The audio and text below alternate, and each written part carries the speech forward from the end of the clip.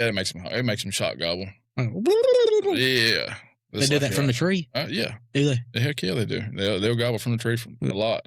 So you just run through there. Yeah, there's something like and then you just listen for the after that. And you try to get as close as you can. And you making you move. Yeah. Just don't let them see you. That's right. Real good eyesight. They looking for ants and shit like that. Dude, yeah, they'll spot you quick. I've had them spot me at 100 yards, 150 yards. Yeah. And for real? Heck yeah. Like if you ain't set up right, they're gonna see you. They're gonna bust you. You just lollygagging ass across that field down there, and they seen you. Mm-hmm. You wasn't even in the game yet.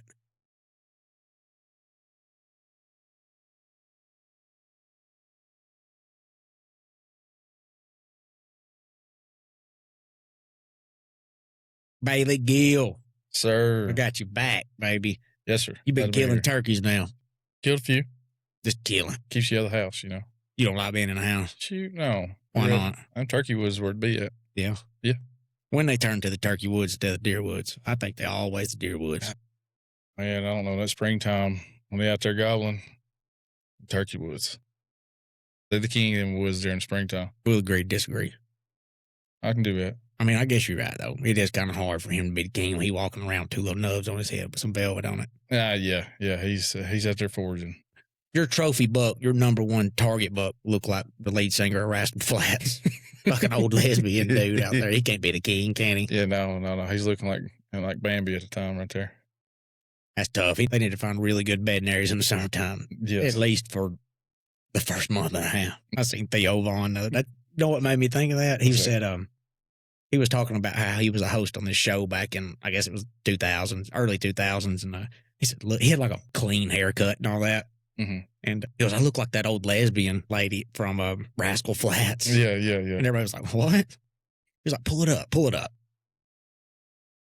up. It was the lead singer. I think it was his name Gary something. I can't remember, but it was like him smiling. He's got a double chin, got his hair spiked up. And he was like, yeah, her. And I was like, that's a dude. He was like, oh. He was like, I didn't know that. Maybe I was thinking about somebody else. Yeah. It was funny, though. Yeah. Because I never thought about it like that. That picture really made me think that. It does kind of look like an old lesbian lady. He definitely does. You've heard him sing. I mean, life is a highway. I'm gonna ride it all night long. He could be a lady. Yeah, he definitely could be. Reminds me of somebody who kind of could have grew up around here. Or probably should have grew up around here somewhere. Oh, you think okay, you're saying he's like our type of people? I've seen a bunch of them when I was younger running around like that. Old lesbian ladies? They look like dudes the big guys that look like old lesbian ladies? And so you get up on them, they take shirts off and they're covered in tattoos and they got a big old beard. I haven't seen that many dudes that look like old lesbian ladies around here. Well, you better go to a dock on Saturday morning. Fish. Oh, yeah. Oh, yeah. They're out there everywhere. See, I'm not in that crowd, so that's why, but I definitely could see that. I mean, I got long hair myself, so I can't be saying much, but yeah, they'll be walking. It's not the long hair. It's the ones with the clean boy haircuts. Yeah. Look like, I don't know how many times I'm going to say old lesbian ladies in this podcast, but I think it's like number 22. But yeah, that cracked me up, though. I don't even remember how we got on that. We were talking about old lesbian ladies. With Theo Vaughn. Yeah, but I used it as a reference to what we were talking about before that. Oh, yeah. I don't know. I got lost too myself. I'll go down a rabbit hole, man. You got to keep me on track. I told you the first time here, I'm an awful host, but keep trying. Hey, you do a fine job, man. You've been You've been doing public land, and I know you got some private land, and you have filled your tags, and you've been successful on both private and public. Yes, sir. Why don't you tell me about that public land hunt? Man, you take a boat. You go by the lake, right? Yes, sir. When you hunt public. Most of the time, yeah. You get on a boat. You get on the boat and just. Are you dry? Do you have a spot you're going to, or you just? No, you just drive and you kind of feel your gut. Figure out where you want to put in that morning and find out where the less boats are and see if you can't get one striked up. Yeah. You get one place. Calling from the lake. Yeah. You can get down there, hit a hoot owl, one of them hollers, and hit that, and then want to strike up, or if you're lucky enough, a couple will. You know what I mean? Yeah. Yeah. Well, I don't know. I don't know what you mean. Everybody's always telling me, but no, I don't. But we're gonna try to go this week, right? Yeah, we're gonna try to get it. Sounds good. I think we can get it done. I think so too. I mean, every time I go hunting, I'm never turkey hunting, but turkey's all over me. Well, it's a lot different. Yeah, I know. Right now, you go squirrels, right? Yeah. Well, you go out there right now, man, and you'll see, 20 deer. And you won't see no turkeys. That's always the way it works. I mean, yeah. But like out Liberty at that spot in the mountain. Every time I go, me and my uncle go squirrel hunting, deer just standing there looking at you, right on the bench, 25 yards, looking down at you. Just deer. They just standing there. Yeah, no squirrels. Oh shoot! I had deer walk up on me right on that first hunt I had. I had them between me and you just about. Walked right up on top of me. Didn't know I was there until I this year. Yeah, turkey hunting. Yeah, just beginning of the season. That's the way it works. Mm-hmm. No, you couldn't do that again. In my life, I was just sitting there on the ground. I walked right up on. I don't know if it's just in your head, but it's always something like that. Deer season, you see turkeys. Turkey season, you see deer. Yeah. You know, if you're paying attention and you're ready, they're not there. If you're not paying attention and you're not ready, that's when they show up. Kind of like that buck did you this past year. You said you were there and you had started making your adjustments and everything. And there you come over your shoulder. Yep. Started seeing the leaves. It can happen. It's just the way it is. Yeah, it's just the way it is, and but you know that you're going to accept it. So really, I guess you are ready. Yeah. Just ain't expecting it. I mean, that's right. It's close quarters combat. Teach a class on it. You have high ready. You got low ready. Take your pick. Whatever. I don't like it. There is no high ready. There is no low ready. There's just effing ready. There's just effing ready. Yeah. If you ain't ready, you're gonna die. Yeah. If you ain't ready, you ain't gonna kill the deer. That's right. Just be ready. Especially if you're adjusting yourself for something, because the moment that you try to inconvenience yourself, the big boy gonna come in. Oh yeah. Or his girlfriend gonna come in and blow at you. One of the two, you gonna get caught. It's just something bad's gonna happen. Something inconvenient. Story of my life. I want to hear about that first public land hunt you did with that turkey, because I seen the videos. It was the first one that you had videos of, right? No, that was the second. It was the second where they were flogging. Yeah, I went back to the same spot that second day. That's the one I want to hear, right? Yeah. Yeah. Well, the first one's kind of the same thing. Just kind of messed up on which bird I shot. Well, you did that a couple times this year, right? Yeah. No. Yeah. No. No. Yeah. No. No. No. Well, so just tell me about the second one, because I know we got video on that right there. Did you start off in your flat bottom on this one? Oh yeah, I did. Well, I was out crappie fishing. Got to hear some birds, roost some birds. And I was like, well, this is a couple of weeks before season, so I was like, well, I'm gonna go back and see if they're still there. Sure enough, they was there. So I ended up the next morning, got out there pretty early, and went in there and got set up. And anything, if you hunt in Tennessee out here, is these daggum hills. Nothing out here's flat. So you imagine you climbing up there. I'm out of breath. I don't care who you are. One of them hills is gonna make you out of breath. By the time you get up there, you're gonna be sweaty, cussing the daggum turkeys. Time you get up there, wondering if it's worth it. But anyway, I finally get up there and I get set up, and the birds was not where I roosted them at. So they moved again at night? They moved again at night, but I didn't think turkeys moved at night. Well, they do if they get spooked off the limb. So, like, whenever I was putting up the night before from roosting them, there was an airboat coming out. Or not an airboat, a bow fishing boat. Bailee was talking earlier. I said, you bow fish? I said, can you shoot walleye with a bow? He said, hell no, you can't do that. They'll put you under the jail for that. I said, hey, for real? I think it's not a game fish. Yeah. I think you can. Now, I didn't know that. If you're taking the fish out, why does it matter which way you're taking the fish out? I mean, as long as you eat them, yeah. But most of the people that do all that bow fishing, they just throw them out. Yeah. So, that's the same across the board with any wildlife animal. If you're just out there just shooting damn things, just to shoot them, let them lay. Yeah. You ain't my type of person. No, you ain't in my circle. Anyway, go ahead there. So anyway, I roosted these birds, in the evening time, and that airboat come in there, or bow fishing boat, my bad. And I was like, man, I hope we don't hit that bank that they're on. So I come back the next morning to set up where I thought they was going to be at. I don't have an owl call or anything, so I couldn't locate them. So I just kind of set up where and it's like, hoping that's where they was. You use that alcohol locate them to try to. Yeah, it makes them shot gobble. Yeah. They do that from the tree? Yeah. Do they? Heck yeah, they do. They'll gobble from the tree from a lot. So you just run through there. Ooh, ooh, ooh. Yeah, there's something like and then you just listen for the after that. And you try to get as close as you can. And you're making you move. Tree. Yeah. Just don't let them see you. That's right. Real good eyesight. Real good eyesight. They looking for ants and shit like that. Dude, yeah, they'll spot you quick. I've had them spot me at 100 yards, 150 yards. Yeah. And for real? Heck yeah. Like if you ain't set up right, they're gonna see you. They're gonna bust you. You just lollygagging ass across that field down there and they seen you. Mm-hmm. You wasn't even in the game yet. Oh, yeah. He's like, yeah, I've seen this one before. You know what I mean? But I know what you mean. So that boat come through, and I guess he busted them off a roost, and they flew a couple trees in from where I thought they was at. Closer to you? Yeah. So anyway, I don't know, probably about 550. I hear the first couple gobble, and I realized they're moved a little bit, and I'm like, well, that should be all right. Kind of a ridge. I'm on a bluff. I get over there, and I'm edging closer. And where'd you pull your boat up at? I just pulled it up you can pull up on the bank there, and got out and climbed up the mountain. Not the mountain, but the side of the. Right. I mean, but is it inside? No. Okay. I'm probably,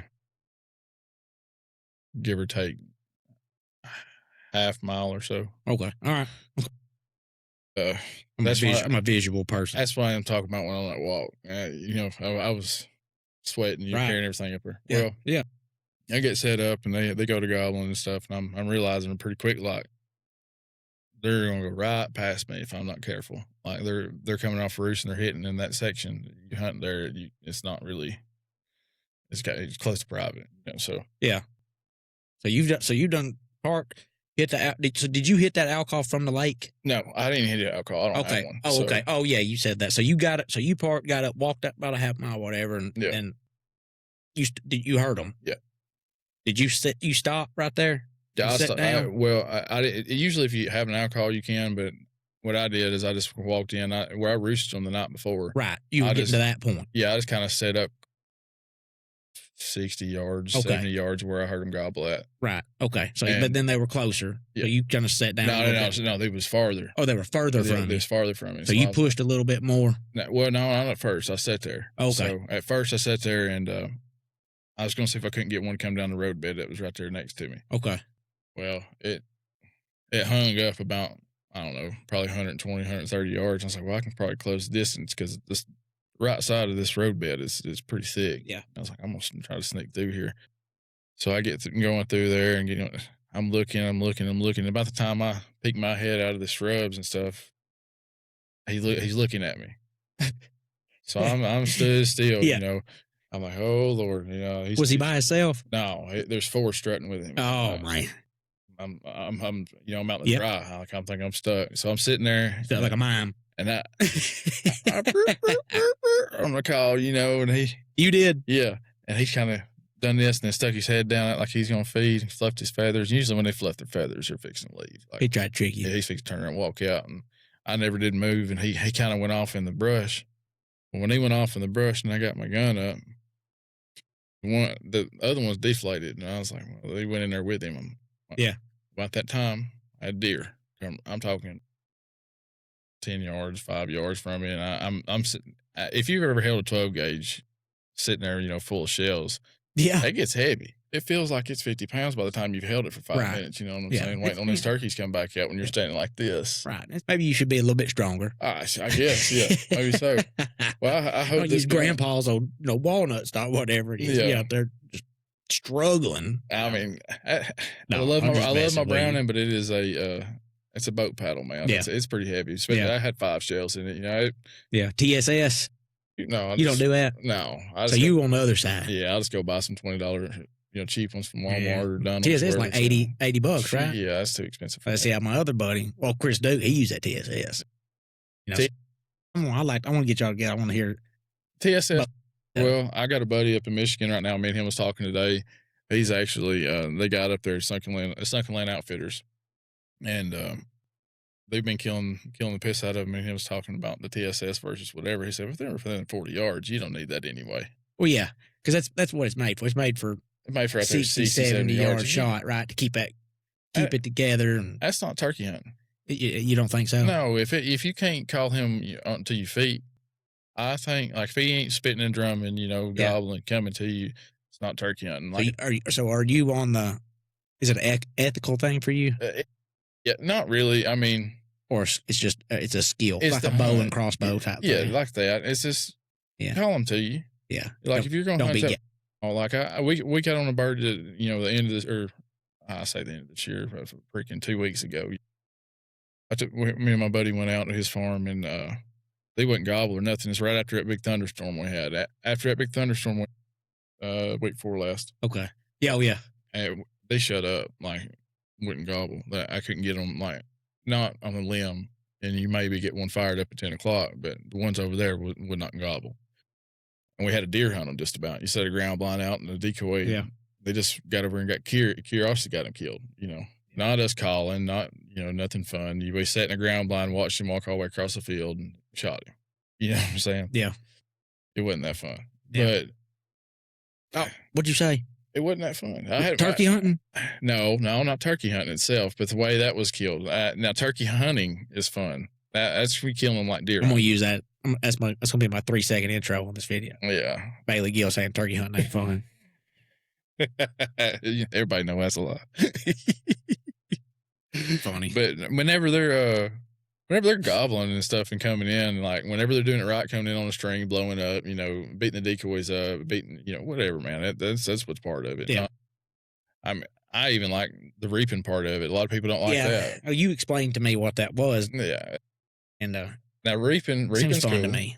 I could see why people get mad about it, but at the same time, if that's the way somebody wants to kill a turkey, then let them kill the turkey that way. Well, if somebody wants to take a long shot on a turkey at 70 yards of TSS, we'd just let them kill it. I mean, Kill it that that's way. why they're doing it. Hey, I have nothing against them. Oh, I thought you did. Hey, you do whatever you got to do, but you're taking the fun out of it. Well, what if people enjoy the long shot? See, that's what, but it's the same. It's all, you're never going to be able to prove or win the argument when it's not ever going to go one It's way on always any two-sided. of these ethical things, because like me, I bow hunt. Yeah. I want them as close as possible, that skill, whatever, and that's fun for me. Yeah.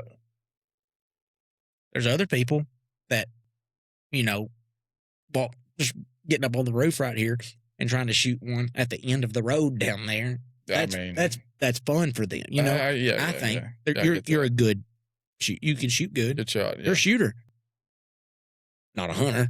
I don't think. You know what I'm saying? Yeah.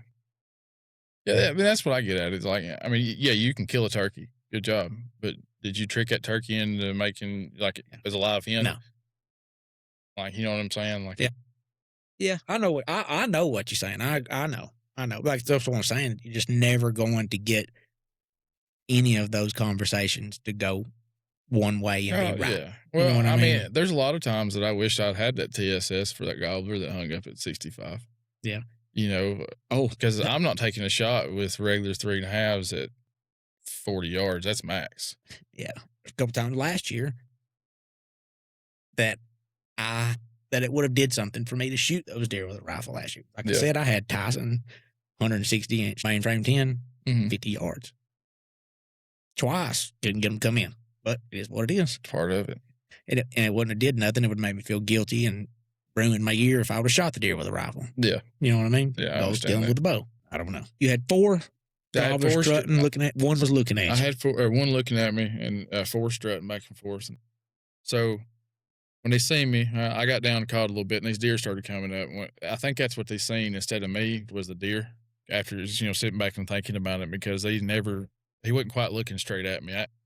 So I was wondering what he's seen, and maybe it was a tree move or something. Anyway, so these deer come up, and they get, like I said, from me to you, from me. And I'm still standing up, not on a tree, but like my shoulder up against a tree like this. Yeah, kind of propped up, and I'm trying to hold this gun up, and these deer struggling.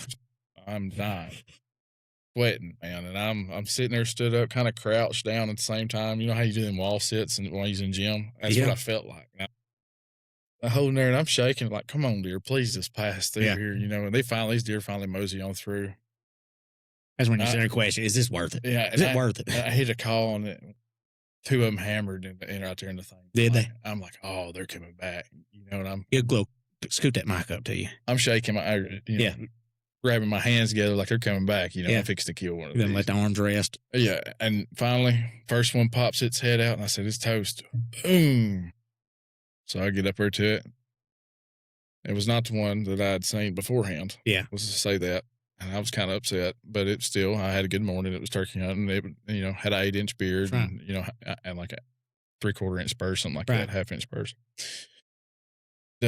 Blessed. I was like, yeah, blessed and grateful. Hey, I killed one in open water. Can't beat it. And I turned around and looked, and, it's just, you can look over the lake, everything's so steep there. That's right. It's just pretty. Great view, blessed. Shoot, yeah. Right. I sit there and took in the view and everything for a minute.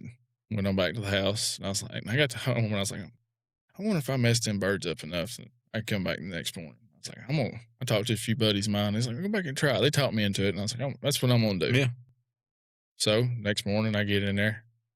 I set up on the opposite side of where I set up the last time. It broke daylight and he gobbled and he was 40 yards. I was like, yeah, I'm in the right spot. So breaks daylight. He gobbles. He's still on the limb. Well, he lands, but he lands at 80, like way on the other side of the ridge. And I'm like, dude, what just happened? I thought he was right here. I still ain't touched the call yet. And so I hit a call and he'd gobble, and I hit a call and he'd gobble. Well, come to find out, it was a hen that had flew down behind me, and she started calling. He was looking for her. So she started, clucking and, everything else. And here he'd come. Heard him coming right up the road bed. Well, about that time, here come two popped up over the hill, fluffed up, strutted out. Those were gobblers, though. Oh, yeah. They had ropes on them. And I was like, hey, these are the two I want. They come right to me, right to the decoys out of Jake, and the hen sit out in front of me like the Jake mounted on the hen. He gobbled. I'm fixing to get him. Yeah. Like I'm sitting there on him. I was like, I'm going to let him hit for a minute. They hit the Jake decoy once or twice. Yeah, I was what I hear about. They want to watch. You got to watch the show. Yeah, they was gobbling. I'm, this was a show to watch. And finally, he de-strutted and he stuck his old head out and boom, he hit the ground. I mean, he was 30 yards, not even, maybe, 25. And that other one turned and looked at him, and I'm talking about messed him up. That's when he went flogging him. Oh, yeah. He fought on that turkey for probably for 10 minutes. Pull it up. And I'm going to post this. I'm going to put this in video too. That way everybody can see what we're talking about. Because he was flogging him. Oh, yeah. Yeah, he flogged the crap out of him for probably 3 or 4 minutes there. And then finally, the hen that walks out seen me, and they kind of scurried off. I've always wanted, I've never seen it in real life. Shoot a buck, he's down, and during a rut, another buck come up and just start giving it to him. You ever seen that when they're dead on the ground? You seen it in real life? I ain't seen it in real life, no. I haven't either. I've seen like videos of it. I seen I was on a Realtree road trips. I think it was Tyler Jordan. Yeah. But, I mean, killed a good deer. 50s, I believe. Deer's dead, 40 yards from him. You can see it from the stand. I'm talking a freaking toad comes in. I'm probably 70s. Just gnarly looking. And, I mean, he started giving it to him.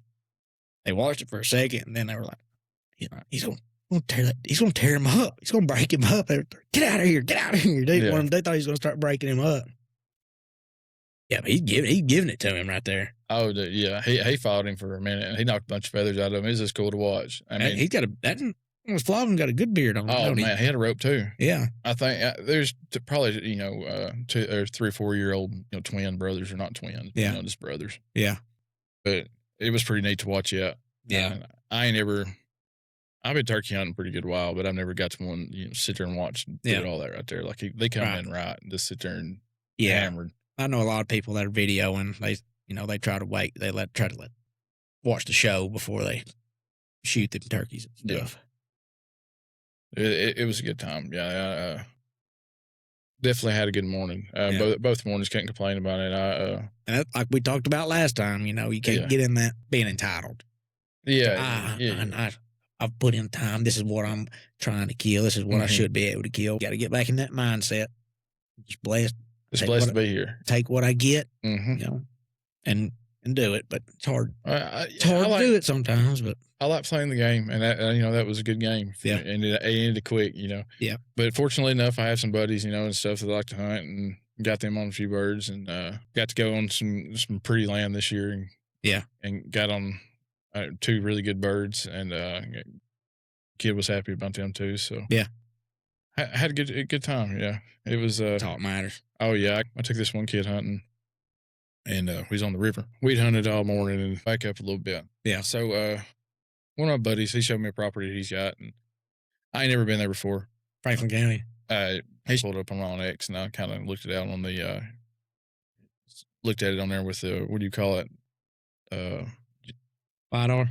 Yeah, the LiDAR. Yeah. We're going to get in on that stuff here in just a second. So I ain't never been there before, and I figured that was probably my best, option, kind of looking where the high spots is in this place, where they're going to roost at and stuff like that. So we get there, and I pick a spot, and we get up there, and we're walking up there, and after about the second hill, I'm hoping in my head, like, I really hope that I'm right. And I have a bad problem over second thinking. Oh yeah, overthink. Yeah, absolutely. So what we talked about a minute ago. Second guessing, And so we get up there, and we get set up, and we get up there kind of early, because I like getting in there real early, just like in case if we do spook something, it's got time to think it was something else. What's real early for you on turkey hunting? How long before daylight? 30, 45 minutes. Okay. And I like to get it, if I do spook something, I like it, everything calm back down where, Yeah. I don't use no flashlights, nothing like that. Yeah. So they may think it's a deer or whatnot, as long as you ain't, talking and being loud. Right. So we get set up, and, it's getting the breaking daylight there, and probably 60 yards to my right, 5 hammer off. I'm like, I picked the right spot. Like, we're here. We're where we need to be. So I thought at the time, and there was 4 or 5 that hammered on down the hill down there too. And I was like, we're on them. And we're going to get one. I'm telling this kid, I said, get your gun up. Said, hell, they may fly right off roost, fly right down there to us. Confidence is high at this point. Yeah. Like, they're coming. I'm a hell of a guide. Yeah. I wish. I'm going to start charging. So we get ready, and I'm sitting there, and I'm hitting a call, and they're gobbling. I set my call down. I hear him flying down. And instead of flying over to us, she flies down the hill, and I'm thinking, oh, this ain't good. Yeah. So that's a real turkey. Yeah. She flies down they the gonna hill. go with the real turkey. So we may be in trouble. Yeah. Well, I got some competition. They fly down there, and I'm still hearing 2 or 3 gobbling in the woods. They flew off, and you heard it went to ground in the woods right there. So I'm like, they're close, and you got 3 or 4 down off in the bottom. I'm like, we're still in the game, they're still here. Well, all of a sudden they hammer off, and they're down off the hill. Oh crap! Like, something happened, So we get up. We made a decision to get up, and I like to run a gun. At the same time, though, I'd like to decoy, especially, if it's not just me hunting decoying, I like to decoy for other people, So we get up, we get down the hill, and we get 2 turkeys parked. They're right beside where we parked at. They're blowed up At the truck. at the truck. Yeah, I'm like, we can get down there and sneak around there and get these. The way we had to go, it was real steep. And I don't know if you've ever been out there to Lynchburg, out there, them hollers and hills and all that up there, they're steep. So we get tearing off the end of this ridge.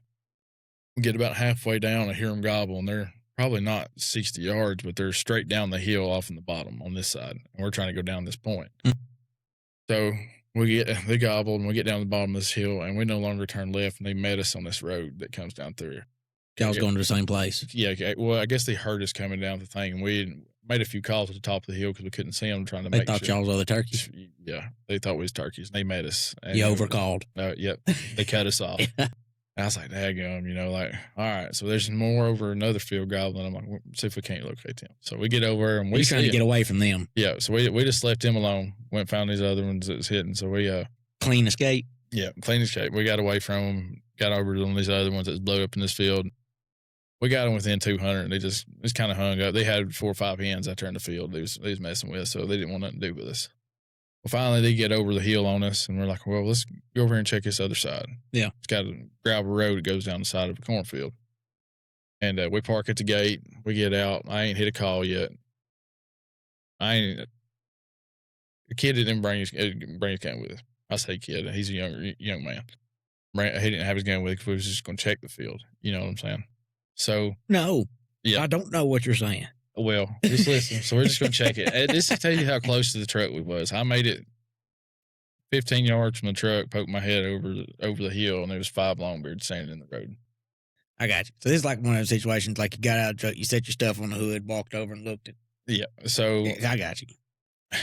We're way back off in here by the river, and so we'll get his gun, and I grab a jet decoy. I didn't. Good thing. It's a good thing. I killed one, it's real good. So I grabbed a Jake decoy. I didn't have a fan or nothing with me, so I said, "It's just got to work." I said, "We're gonna try it." So I grabbed a Jake decoy, and we get out there. Luckily they was in a dip, and we was coming up on another rise on them, and we get up there. We belly crawl probably 40 yards. When I mean belly crawl, I mean pushing with your feet. We get up there, and I said, when he cleared, I look at the guy who was with me, and I said, when he clears this, the grass, I can see his head moving. So when he clears this grass, shoot him. So I called a little bit, and they gobbled. I could see him coming through the grass more and more. And y'all still in the prone? No, we're laid down flat. Yeah, prone. You just laid down flat. And yeah. He's got his gun laid out. And I could see him tense up, and I said, "Oh, he's fixing to shoot him," because he was on the left side of me, and there was kind of the drop off, so he could kind of see off in there. Boom! This turkey flies up, and he shoots again. He shot him in the air. He shot him in the air and cut his feet out from underneath him. Well, that's good, right? Yeah, and when he hit the ground, when he hit the ground, they went over and got him. Still alive. That turkey was from me to you. And he was still alive when he ran over there. Oh yeah, he's flopping around. I had to go over and finish him off. But it was a good hunt though. Like it was very exciting. It got your heart pumping. Come right up to that Jake. Can you shoot them when they're in the air? Yeah. You can't shoot them roosted though. No, you can't shoot them roosted. But flying. Yeah, flying's fair game. Fair game. I mean, I'm sure people shot them off the roost, but yeah, I think it's very frowned upon. I think it's illegal. No, it probably is illegal. I think it's illegal. I hope so. I mean, I would hope at least. Shoot them out of the air like a duck. Yeah. He shot his legs off? He didn't shoot him off, but he crippled him pretty good. Well, I mean, I was listening to a podcast the other day, guys bow hunting turkeys and stuff, and they were talking about lethal shots. Yeah. And that's, just trying to get it where they can't get away. Fly, clipping wing, shooting a leg, all that are lethal shots with a bow is what they were saying. Yeah. 'Cause I've been, trying to learn a little bit about it, but yeah. I don't know. Taking people though, it's fun. I almost enjoy it now as much as watching other people kill them as much as I do. I like to kill them. Yeah. I took another guy. Well, it's a success for you too. Yeah. I'll just like to go and make sure it happens. Like right. I want one to come in. I want it to be gobbling. I want it to happen right then. Like, I took another guy hunting, and we was hunting public land again.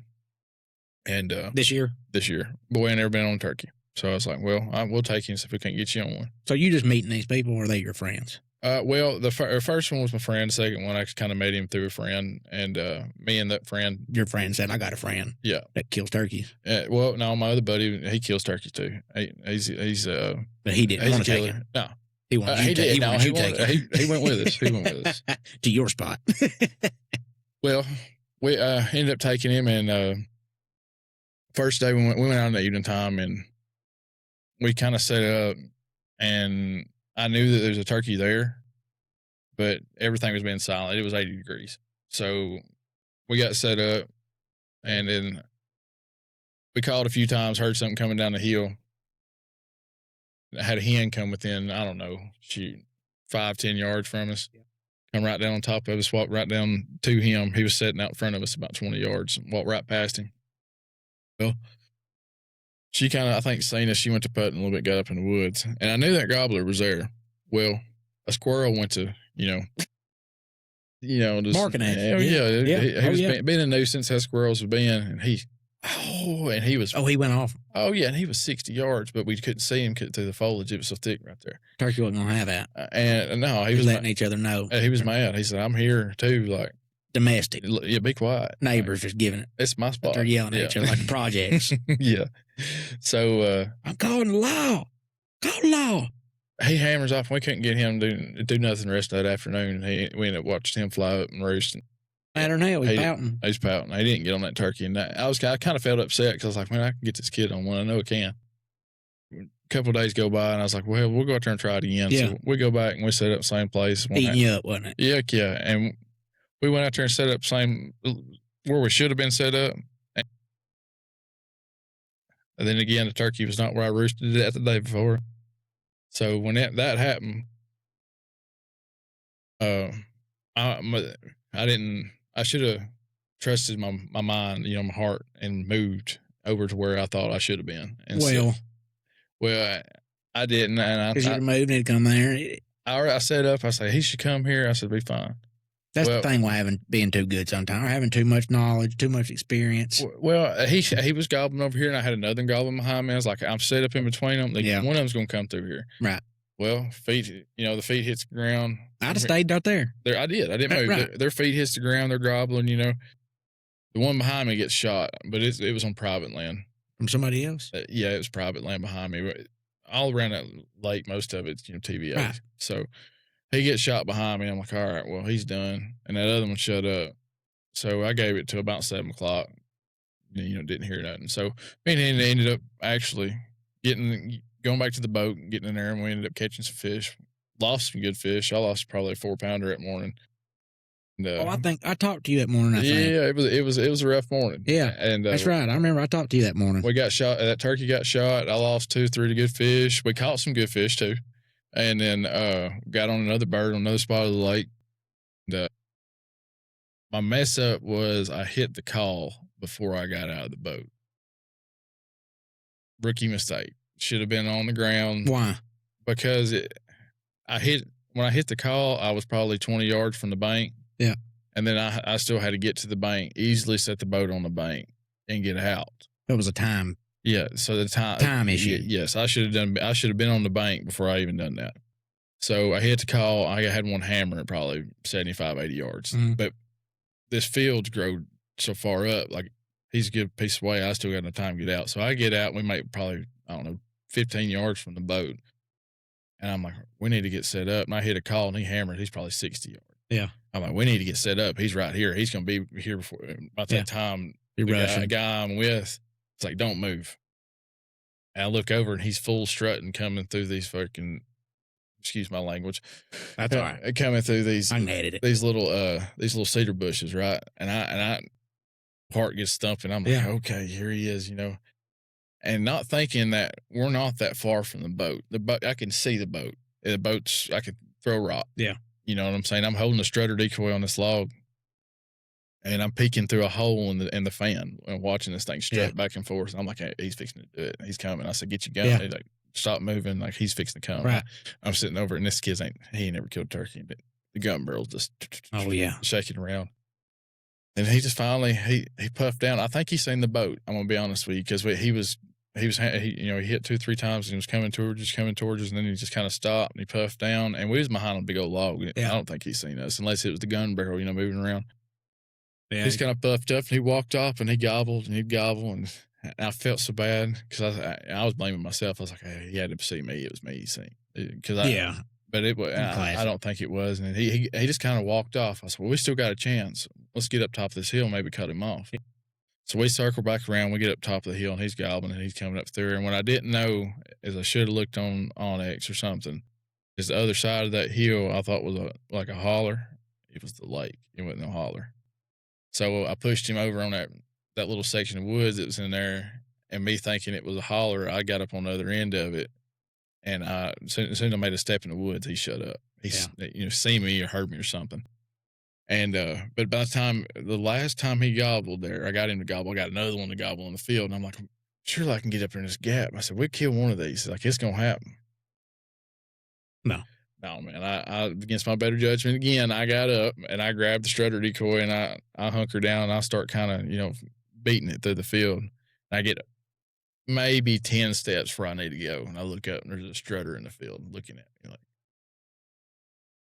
he does that number, fluffs his feathers, walks the other way, and I'm like, God. And I'm trying to call, get him shot gobble, nothing. I was like, how many days? What was the range of days that this was in? Okay, so it opens within a week. Yeah, it opened on Saturday. If you don't get them pretty hot here because the season's pushed so far back now, it's bad. Like so, Yeah, I've heard that like we're missing. Yeah, it's starting too late. We're missing when we're here. prime time, right? Like Georgia's good, yes, and then yeah, I heard that. we're missing prime time. Like if you don't get them within the first week or maybe 2 weeks, it's game over. Kind of like starting deer season in December the 1st or something like that. Yeah, I got you. Yeah. So it just kind of messes it all up. Like there's places it's on fire right now, places it's not. But everything. The thing is though, is it's got weather. Like January when we got them 70-degree days, I was seeing strutters out in the field, with hens. Heck, I had one gobbling and strutted up whenever I was shooting ducks during duck season. Really? Yeah, we had 2 places. One's on public, one's on private. You'd shoot and they'd shot gobble. You'd volley in to something and they would gobble. Like the only turkey I've ever called back and forth with, I pulled out of Dunlap's Market, going through Pleasant Grove down there on Buck Lane. You know what I'm talking about? Yeah. I was in my truck. I pulled down. There was a gobbler walking down right when you start to drop off down that hill, little S curve, and there was a gobbler walking down the side of the road. He was up in the field, probably about 30 yards. I stopped and rolled the windows down, hit the horn.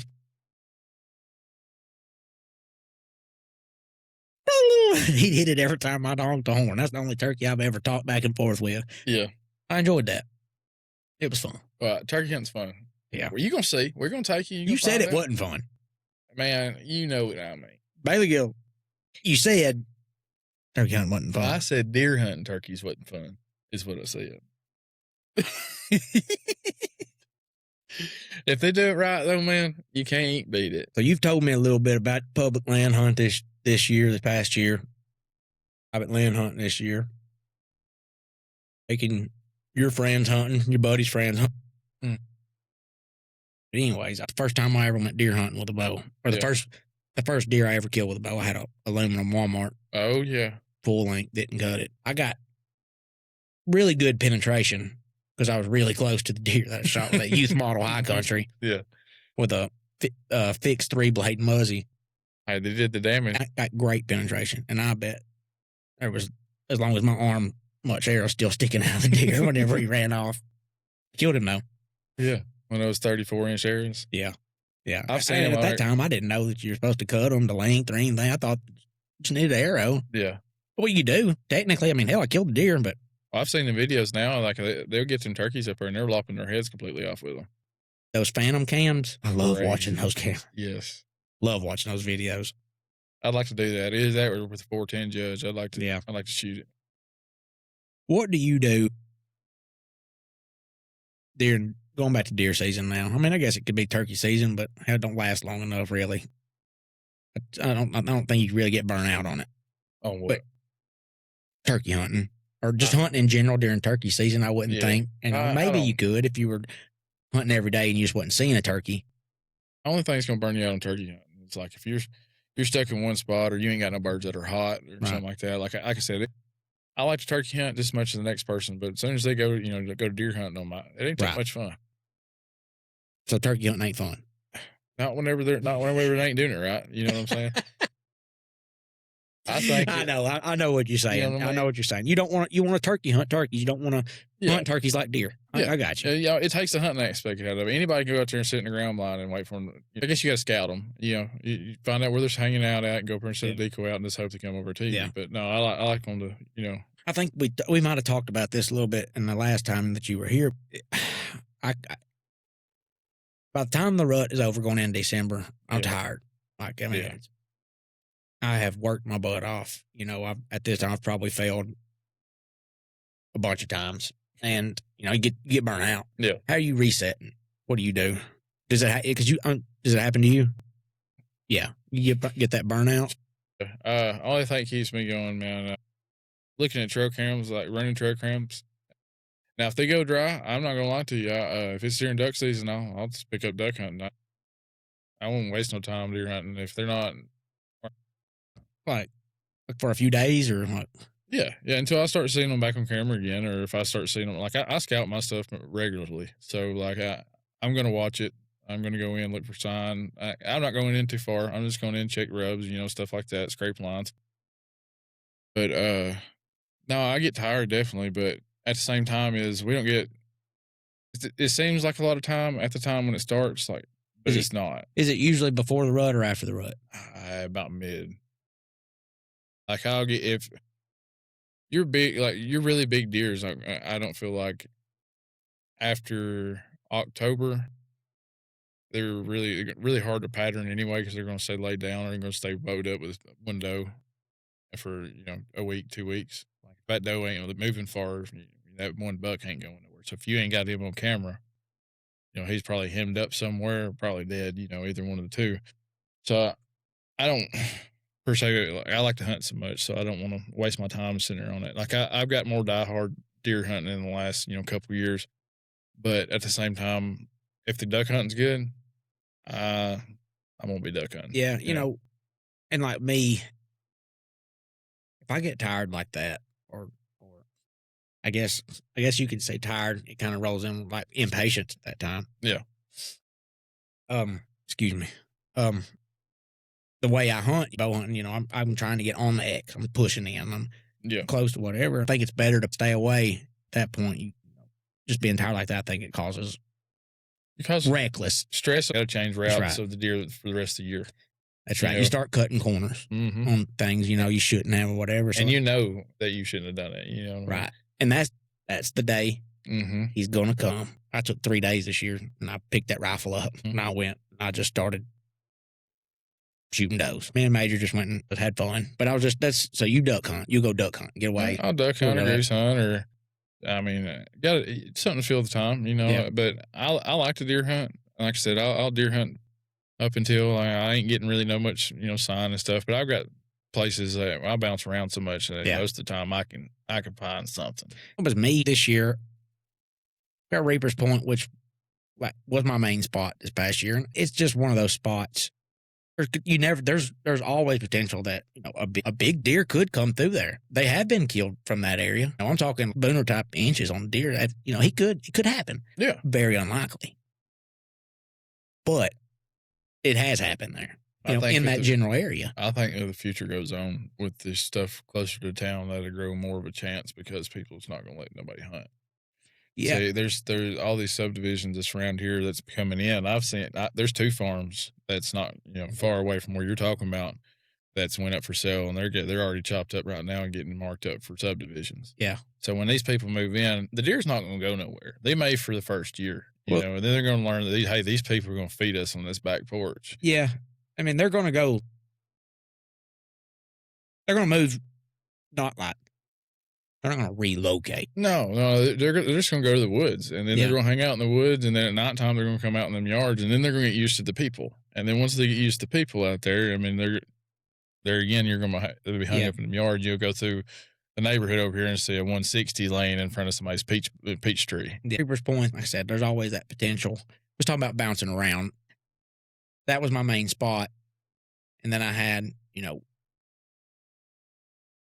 one more spot over here in Estill. It's not real great. It's suburban too. And then at Reaper's Point, this last year was the 3rd year that I really hunted it. When we first started, the big deer that was there that I knew about, the big one, was like 120, low 120s, classic. And then there was a bunch of smaller bucks you would see, and there was always the doe groups. There's deer here. And I went into the story about how I got that spot, what made me start hunting it. Over time, I seen how they were moving. I started noticing that was a main travel corridor. Yeah. For the bigger properties that were around. Yeah. That hold good deer. My spot doesn't hold deer. I've just got that pinch point. But like I said, they're consistent. They consistently come through there. But 3 years now, letting deer walk.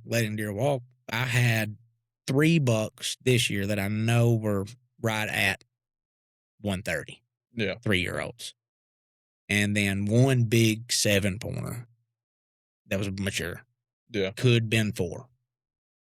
Could have been 5 big deer. I tried to kill him last year if I hadn't have been trying to get Major on that deer. I could have killed him. I mean, stood at the base of my tree Yeah.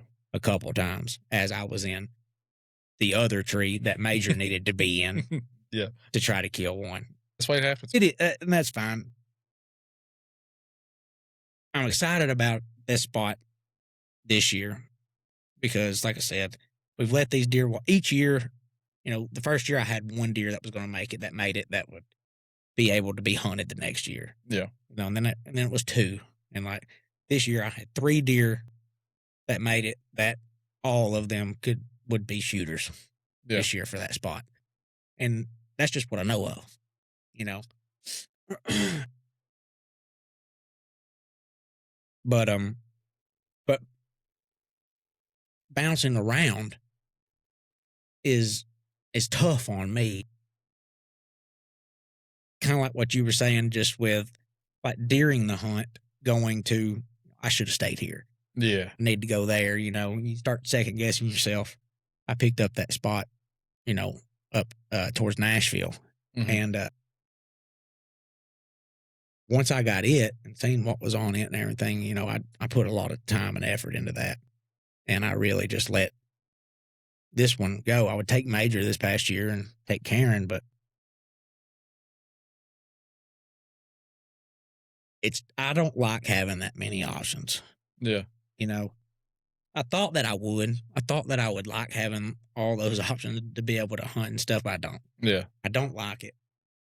But the good thing is, I picked that spot up late. I think going into this year, I'm going to be able. The rut is completely different. Yeah. They're going to rut in November like they're supposed to. I hope so, man. If they may be rutting right now. Yeah, I know. You're right. You know what I mean? It's just, or at least does being in heat. I mean, yeah, the weather we have is crazy, and that's what changed. I don't give a crap what nobody says. Everybody says, well, they're going to rut, you know, the week of Thanksgiving. No, sir. I mean, that may have been the case 10 years ago, but they're going to rut whenever that cold snap stays cold. Like, not whenever it's fucking 70 degrees. Not because somebody or the history shows that this is the week of the rut. Stuff changes. It does. And it has. Yes. Like everything changes with that. Like crappie fishing. I've noticed where I always used to hear when crappie fishing, when the dogwoods bloom, is when you need to be fishing for crappie. Really? If you do that nowadays, you're a day late and $1 short. Yeah. The first warm spell you better be fishing the trees. And that the big ones are in there, you know. Yeah.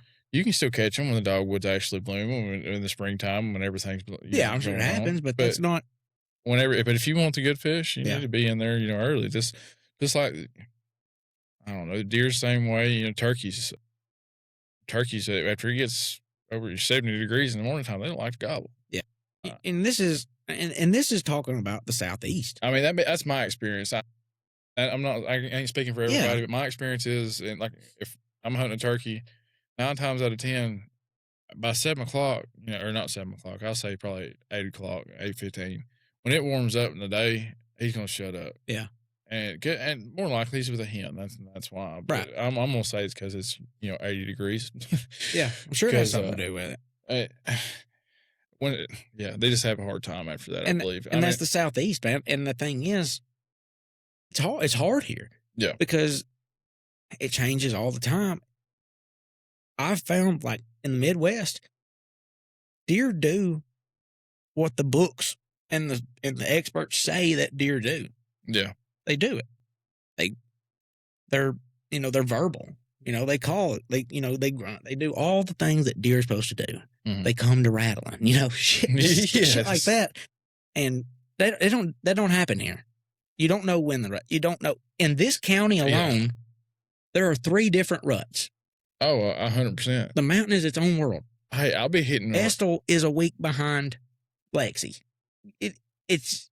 I don't know what. It's just crazy. I'm gonna be honest with you. I have more luck rattling during bow season than I do during the rut. I just to make them curious. Anytime you think that you might have something figured out here in the Southeast where we're at, and I'll go ahead and just call it out, especially in Franklin County. Yeah, you don't. You ain't got it figured out. No. These deer around a lake, are completely different than the holler deer in Lexi, Yeah. and all of them are different from the deer on the mountain. Mm-hmm. That place right there, you can see it from there. Yeah. Is a different world. Oh yeah. Different world.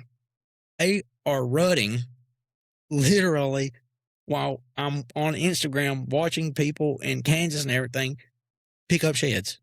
Yeah. And they're rutting hard. Full headgear. On my camera. End of February. Bird dogging. Oh yeah. On the logging road shoot, on the mountain. Well, even in February, I had them dogging those right here beside my house. Yeah.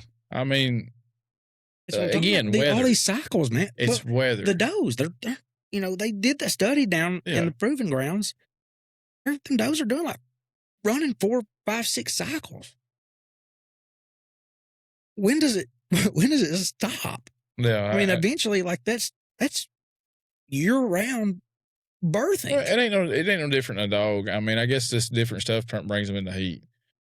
But I'm sorry, that it just gets to the point like where you can't. Have you noticed that some of these like you can't tell that deer 2, that deer 3, you can't tell anymore. Well, and nothing's consistent anymore. We don't have no consistent weather. If the weather was consistent like it was 10, 15, 20 years ago, I can't remember being consistent in a long time. I don't. I can't feel like ever. So I don't know if I'm just complaining about a lost cause or whatever it is, but they go with the weather and like absolutely. I've noticed like at the higher altitude, like up towards Nashville and stuff like that, like they come in the rut way quicker than we do.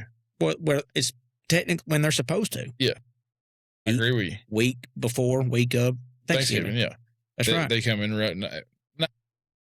I won't say 90, probably 75% of the time because we've had our warm winters. I mean, I remember Christmas being, going outside and you get the cold. Degrees. So, awful. I don't know. It just, weather's got a lot to do with it. That's all there is to it. All there is to do with it. Yeah. You just got to read the animal. And if anybody spends a lot of time out in individual the woods, animal. Yeah. If you spend a lot of time out in the woods, you can read, I won't say individual animal. I want to say like if you're watching deer, that herd of deer, or well, what I mean by buck, bucks, like you can't say that this bucks are they don't travel this much during the rut. Like if you got 3 bucks that are on one property, one of them could run 3 properties every night, and then you got one of those bucks that's just not going to leave the property. You know what I mean? Yeah. That's what I mean by individual. But you're right. But when you talk about the herd in general, you got one herd. Right. You got to watch your herds because like this herd over here may be in, and this over here won't. And like the same way you eat turkeys and everything else too. Yeah. Just different set of turkeys. Be hot, and the other ones won't be. Right. I that's what I've concluded with it and all of it because I spend a lot of time in the woods and let it be hunting or fishing whatever all the time, listening or trying to figure stuff out. But that's what grinds my gears. But you're right. You're right. Yeah. I mean, that the weather, the atmosphere, is the sole purpose of or the sole thing that drives deer to do what they do. Yeah. It is. I agree with you. Yeah. What else could make a deer do what he does? I mean, yeah, you're right. I mean, everything. If you sit back and look at it, like you say, everything relies off weather. Them getting bumped because somebody doing something to them or whatever. Yeah. Natural habitat. That still don't stop the rut. The weather, it's the atmosphere, the pressure, the wind. Yeah, that's what causes the land. Yeah, I agree with you. Yeah, altitude. But you're right. I agree. Yeah. So I don't know. I just we don't have consistent weather. You just watch that. I mean, you can have if we had a cold bow season, they can go in early in bow season. I remember when I was younger. And I mean younger, I probably was 14. We had a cold September, and it was chasing in September. Like, when I mean chasing dog and does in September. Yeah. Yeah. I don't remember that, but I know.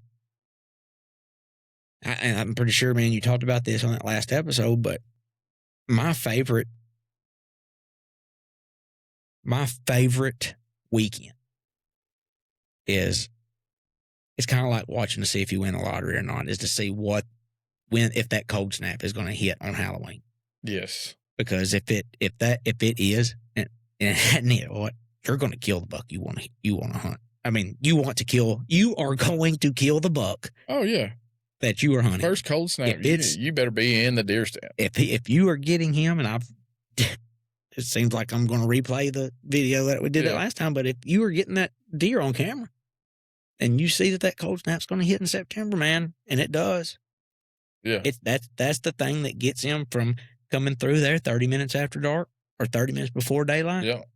It's going to have him there 10, 15 minutes before it gets dark. That's what's going to happen. And I love to see what's happening on that weekend, man. And that, like you said, it happened this past year. Oh yeah. That's when I hit Oklahoma, killed that deer in Oklahoma, and then drove all night and killed that one the next day. I should have killed one, that cold snap too. I actually had that one I killed this year. 40 yards, him with all the other shooter bucks that I had. Yeah. I told you the story. Oh, yeah. Messed up. You know what I mean? Yep. I don't know. It happens. That's part of hunting, though. It is. You know what I mean? And that's, that goes in cameras. Go ahead. I've learned more on the days, and I ain't killed nothing. Absolutely. The days that I have. That's the most important thing. And people that do not do that, don't learn from that. Especially, hunting public ground and stuff like that. Like, it teaches you. It'll burn you because, like, there was this one specific bird. More times than none. It's It's like playing baseball, hitting in baseball. Oh, yeah. You're going to fail way more times than you're successful. Like, I remember I got burned on a bird up here. I hunted him probably 2-3 years in a row. And the first couple of years, it was just me being poor woodsmanship, just messing up. Right. He made me better throughout, through a couple of years. And, well, last year, I had him gobbling, and I was like, well, I know where he's at. I'm going to sneak down this road, and I'm going to get him. Yeah. Sure enough, here comes sneaking down that road. You know what got me? I peeked out with a fan, and the hen was sitting to my left 5 yards, 6 yards on the nest. You wasn't aware of your surroundings. Buddy, she went to putting, and the time I turned around to look and see where she was at, he was across the field on me. She did her job. I went back this year looking for that turkey. He wasn't there. I seen the hen. I rounded the corner. I seen the hen. And I was like, that one boy that I got, that got the turkey down there on us and seen us. I got a bone to pick. Took him up there, and I was like, he's gonna be right here if that's him. And I turned the corner, and there that hen sitting. I said, he's got to be right around the corner. And I'm thinking in my head, if this kid kills his turkey, I'm gonna be upset. That last time, I like letting them. I'd rather have them kids. It would have been all. I'm gonna try to quote you. It would have been all right if a kid would have killed that buck during rifle season. I said, "Shut." I think I said, and I'm gonna quote me. Shut up. Shut up. No, you wouldn't. Yeah, but you talk about woodsmanship. I had a mentor, and teach me things like about the woods, about woodsmanship, how to tell the difference between a deer trail, varmint trail, buck beds, doe beds, where they bed, stuff like that, basic shit. And I'm sure you did too. And I feel like that's dying out, and all these new hunters, the kids that are coming up now, are solely relying on this technology, the AI technology, the hunting apps. And they're great tools, for like LiDAR, stuff like that. It really helps somebody out that does have woodsmanship skills, but you can't base your knowledge, your hunting knowledge.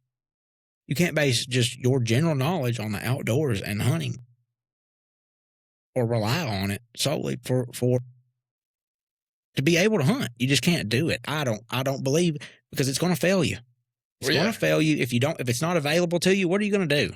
If you forgot to download your offline maps, all this stuff. Your phone dies, you know what I'm saying? Right. I don't know. I guess what I'm at, do you think that this is dying? Do you agree with me that the woodsmanship's dying out, that we don't have the mentors that we used to? I feel like we've just got a few left, Yeah. And the technology, the AI stuff like that is taking over, and it's not going to teach woodsmanship. I think it's going to fail a lot of people. Well, here woodsmanship's going to die. See, the thing with this, with Onyx, all that stuff like that right there, it helps No lie, 100%. As long as you got that, Great tool. you can get anywhere you want to go and where you should be. From a standpoint of that, though, I think that it is going to hurt it because you got a bunch of these people like there's secret spots and all this stuff because they pushed back in there and they found these spots back before they had Onyx or they had any of these maps online and stuff. Like that was their go-to spots, and now they may not see nobody there in 20 years. Yeah. But now they go back here and you got 3 kids that just moved into town that, or maybe from 4 states over, that's in your spot. They e-scouted it from home. Yeah. And he's like, oh, that looks good. Let me mark that, which I can't say nothing about. Which when we duck hunt, that's what I do. Absolutely. We'll go on Onyx. We'll mark a bunch of stuff on public. Then we go scout it. That's right. So, I mean, me too. I use it. I mean, if it's a tool, use it. But I mean, you're right. If your phone dies, especially like if you're out there scouting for ducks, your phone dies and you're in the middle of like say Francis or Big Lake or one of them big WMAs, you are effed. Yeah. You know what I'm saying? And them are big flooded timber spots. I'm on one of these close WMAs here, AEDC. I'm gonna tell you right now, I got a scout down there and it's so flat and everything looks the same. Exactly the same. Ever in my life been lost in the woods and got out there and got lost. I walked for probably 45 minutes. I had to walk to another road and then walk around the block of woods and get back to my car. Yep. But I had some of them roads just a square in the middle. That's what I was at. I had to walk around the square to get to my van. My dad was so mad. I was working for Roscoe Brown. Heating and air. Shout out to my dad. I remember him. He'd drive that van around everywhere. I got stuck out there and no phone signal, no nothing. And I finally got back to the van and I called him. And he said, where you been at? You've been gone for over an hour. I said, Dad, I got lost in the woods out here scouting for ducks. He said, you're supposed to be at work. And I said, I'm on lunch. Motlow is the same. Like you get lost out there at Motlow. Yeah. If they have any woods left, I think they about cut them all down. Yeah, they've about flat cutted all that stuff. It's gone. Yeah, it's just not just to keep from getting lost, but like you said, I'll do my e-scouting on the place or whatever, just to get a general location. But that's only to get me that general location. When I get there, that's where the real woodsmanship skills come in to see how the deer are actually using that place. Where the trails actually are, where multiple trails come together. I'm going to tell you right now. That's what you've got to know. I'm not relying on no stinking AI to tell me, where to go set up at. I'm going to get there and I'm going to go out there and scout and I'm going to see where the sign's at. That's right. And then I'm going to go set up. So apps don't tell you that. No, because I'm not going to walk in. The app could tell you that is a trail, but you can walk in there and it may be a trail. It may be from a beaver or whatever the heck it is. You know what I mean? And I'm just not going to hunt any herded deer either. I'm going to make sure there's a shooter buck in there. Right. And that again comes from woodsman. You got to go. That's right. You got to walk in there and find all of it. You can go into a place and you can say, well, there's bucks here. There's a rub line. Yeah. This is here. This is here. And this is here. There's a buck. Yeah. But when you see the sign from a mature deer or multi, it's just like when you see them. If you're questioning it, nah. When you see it and you're like, God, and you can't get that from looking at that screen. Oh, no. Clicking on an app. No, you can't. That's one of them big deer I killed on public land. That's exactly. I come in from a duck hunt and stopped, walked off the road, looked in there, and found a rub line. And it tore up. When you find big trees, and they're just tore up 3 or 4 foot. And you're like cedar tree on a edge of a CRP field or something. Great, size of a hood out there. It's like, I know where I'm going to be at the next chance that I get. Right. And you know what I actually tried on that deer? I always hurt if you peed in the scrape. I pee in all mine. That it bringing deer. And both times that I peed in scrapes, both times I've killed big deer. Have you seen the highlight video I've got of the scrape this year? At Reaper's Point? Oh, once a week, I pee in mine and fix it up and piss all in it. They come to it. Within the hour. I'm telling you, I'll show you here in just a few minutes. I'm telling you, this is the first year I had ever did that consistently. And I mean, they killed it. Yeah. There wasn't a buck that come by that thing that didn't tear it up. I'm gonna have to try it out. Like I always heard. Well, I say try it out. Scotty I've didn't done it. believe me. Scotty wouldn't believe me, and I I killed finally him. showed him my videos. Yeah, well, I killed them 2 deer like that, and I videoed me peeing in the scrape just so so they know. Yeah. I'm telling you, it works. Well, both times I've done it, both times it's worked. I didn't do it last year. I didn't have the scrape line like I usually do last year. Yeah. Last year I got some rubs. Yeah. But mostly what I got was just, I got a couple scrapes with it with small scrub bugs. Yeah. That spot right there is weird, but it's small. It's just like I said, it just comes down to funnel that pinch point. There's some rubs. There's a couple rubs that'll be in there. But there's 2 scrapes. And it's on each side of the point. And God almighty, man, they tear them up. When it hits, it hits right there. When them bucks get to moving. Yeah. When that rut hits or whatever, and they get to moving in between these doe groups, that is the funnest spot I have ever hunted in my life. I like to sit there and watch them just as much as I like to. That's hunting to me. I'm gonna take you there. I'm gonna take you this year, and just so you can see what I'm talking about. How much fun it is. How much fun that spot is. Yeah. I just want you to see it, and I mean, because sometimes you can get there. Let's just say you did an afternoon hunt. Yeah. And we got there at 3:00. I've had afternoons when I get there at 3:00. There's deer. I have to sneak in because there's deer here. Mm-hmm. And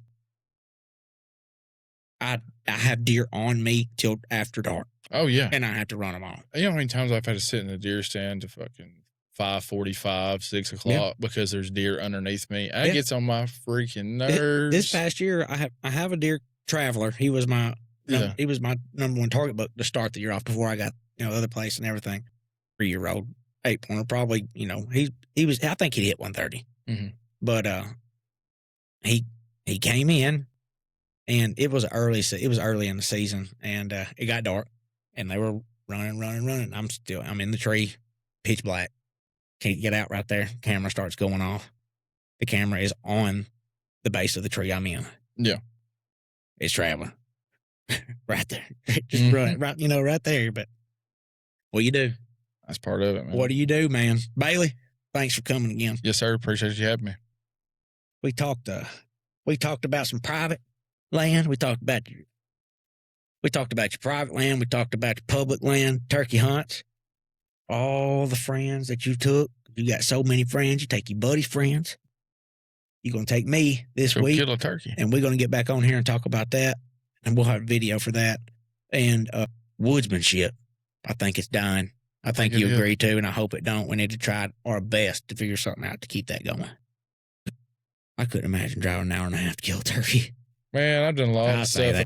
I could. I mean, not that spot in up towards Nashville. I mean, it's an hour and a half drive up there. Yeah. I drive up there, change the battery in the camera. Yeah, man. I get it.